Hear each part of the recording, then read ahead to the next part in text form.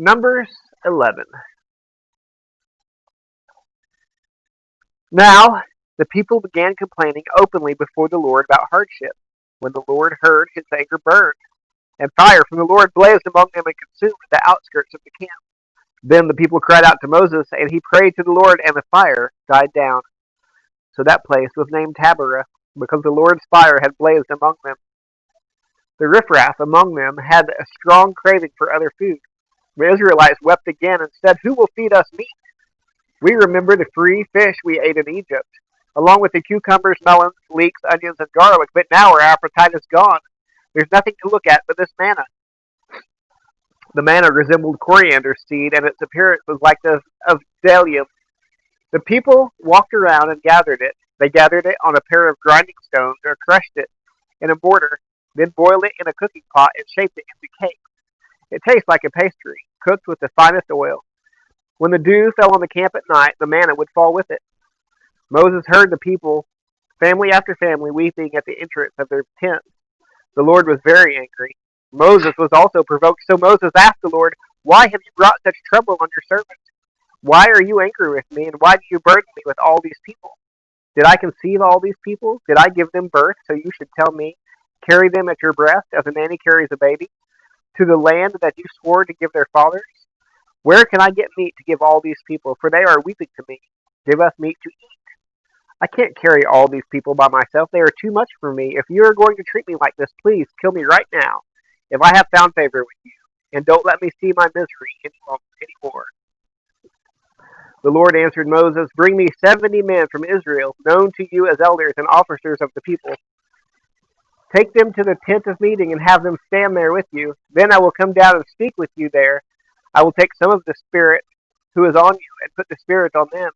They will help you bear the burden of the people, so that you do not have to bear it by yourself.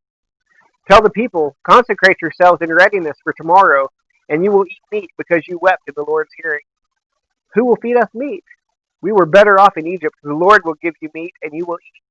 You will eat not for 1 day, or 2 days, or 5 days, or 10 days, or 20 days, but for a whole month, until it comes out of your nostrils and becomes nauseating to you, because you have rejected the Lord who is among you and wept before him. Why do we ever leave Egypt?"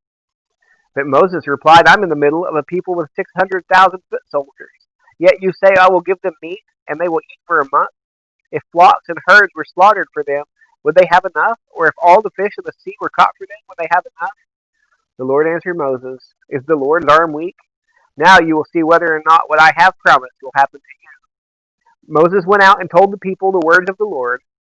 He brought 70 men from the elders of the people and had them stand around the tent.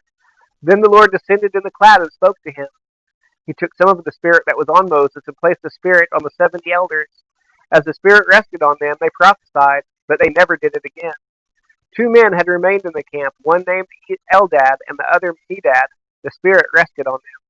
They were among those listed but had not gone out to the tent, and they prophesied in the camp. A young man ran and reported to Moses, "Eldad and Medad are prophesying in the camp." Joshua, son of Nun, assistant to Moses since his youth, responded, "Moses, my Lord, stop them." But Moses asked him, "Are you jealous on my account? If only all the Lord's people were prophets, then the Lord would place his Spirit on them." Then Moses returned to the camp along with the elders of Israel. A wind sent by the Lord came up and blew quail in from the sea. It dropped them all around the camp. They were flying 3 feet off the ground for about a day's journey in every direction. The people were up all that day and night, and the next day gathering the quail. The one who took the least gathered 50 bushels, and they spread them out all around the camp.